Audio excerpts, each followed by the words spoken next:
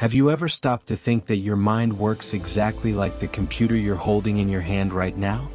That everything you put into it, good or bad, is determining who you are today and who you'll be tomorrow?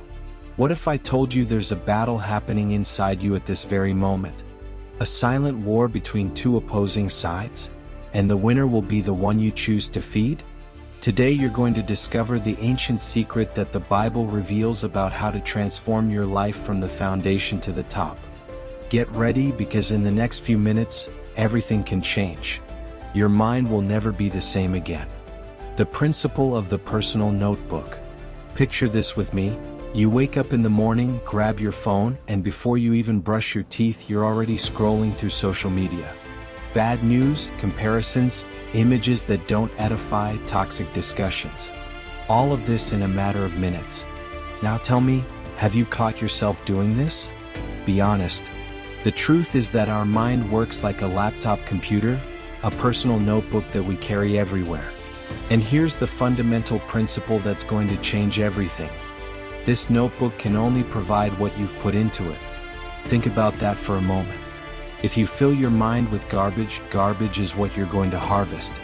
But if you feed your mind and heart with good things, noble things, true things, then the story completely changes. Someone once said something profound and unsettling. The best way to truly know a person is to have access to their internet search and browsing history. When I first heard this, I confess I got chills. Because it's true, isn't it? If someone could see everything you search for, everything you watch when you're alone, everything you allow to enter through your eyes and ears, what would that person discover about you? Today we live in the era of instant information. With a simple touch, we have access to any type of content. But this convenience brings a gigantic responsibility. We need to be vigilant. We need to be guardians of the gates of our own inner home, the system that controls our actions. Let me tell you something fascinating about how you work. There's a tiny membrane in the back of your head called the RAS reticular activating system. Dr. Hans Selye made this impressive scientific fact known. This membrane has a basic but powerful function. It makes you act in the direction of whatever thought is dominating you at that moment. Do you understand what this means? You act according to what's in your mind. It's not your environment. It's not your circumstances. It's not the people around you. It's your thoughts that determine your actions. Think of your mind and heart like a bank account. It's that simple. You can only withdraw what you've deposited. If you deposited bitterness, you'll withdraw bitterness.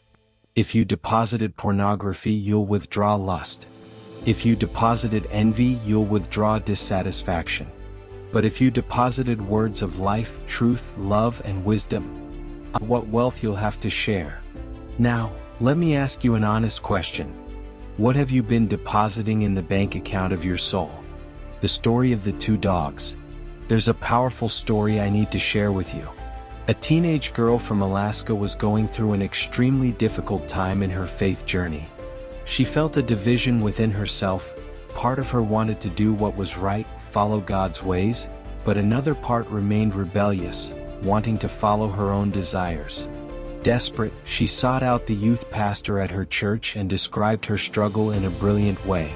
She said, "It's like two Siberian huskies are constantly fighting inside me. One is good, the other is bad.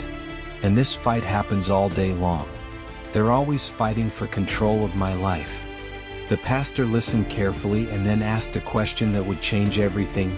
"And which of these two dogs is stronger?" She fell silent for a few moments.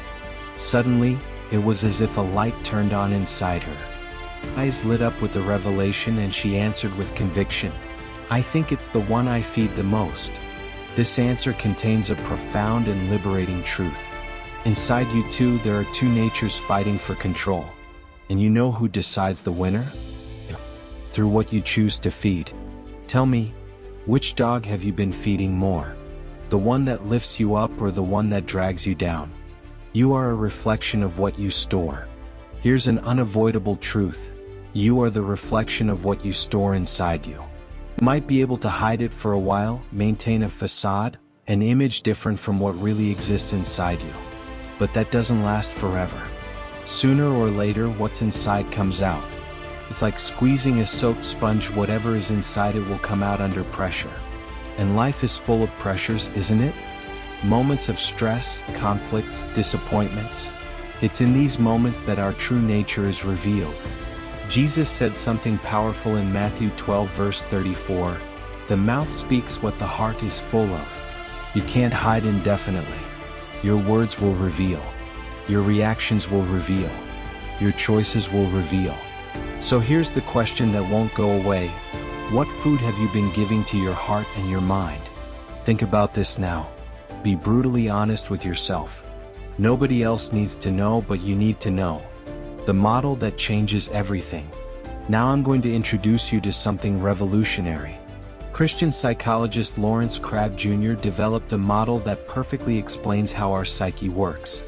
And when you understand this, everything starts to make sense.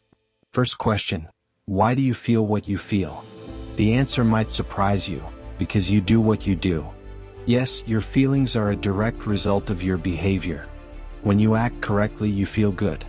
There's an internal moral tribunal in you that generates well-being when you do what's right and discomfort when you do what's wrong.